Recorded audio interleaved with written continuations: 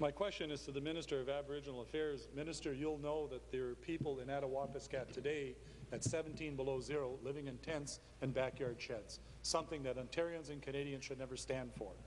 We watched with horror yesterday the federal government say the solution is to blame the community. It's all their fault. They're trying to accuse the community of not being able to manage the money. And quite frankly, that flies in the face of reality. The community's problem is one of policy on the part of this federal government, on part of underfunding, and also inaction on the part of the federal government. So I have a simple question to the Ontario government. Does Ontario support the federal government in blaming this community?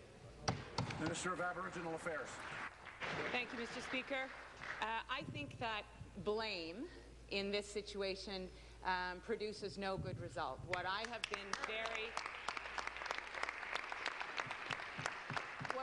been doing for the last week, Mr. Speaker, is talking to the chiefs who are involved, I actually did talk to the federal minister last week, working with my colleague in MCSCS to make sure, Mr. Speaker, that Emergency Management Ontario, that our officials from the Ministry of Aboriginal Affairs were on the ground.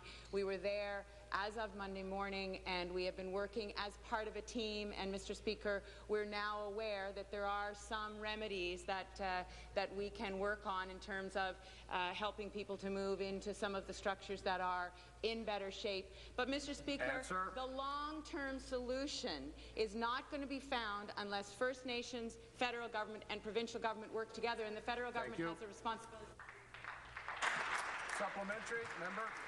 Well, Minister, meanwhile, people stay in tents and people stay in backyards. And my question to you was this, and I'm a little bit hopeful in the answer that you gave, is that what we have is the blame game going on.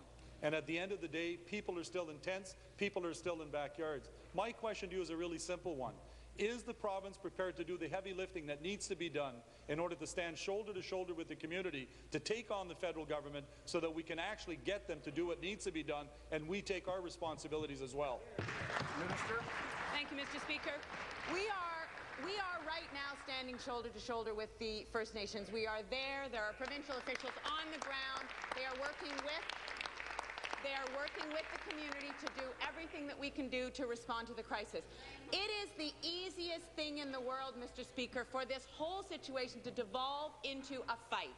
That is the easiest way out. That is the path of least resistance, to point fingers and blame and distract from the issue, which is that there are layered and complex problems that affect the lives of children and men and women living in these isolated communities. Attawapiskat is not the only community. It is not the only situation that needs attention, Mr. Speaker. What I'm saying to my officials is, where are the other issues? Where are the concerns that are going to come forward as winter sets in? We've got to work with the federal government. We've got to make sure that we hold their feet to the fire. Absolutely. But as a nation, we have to take responsibility.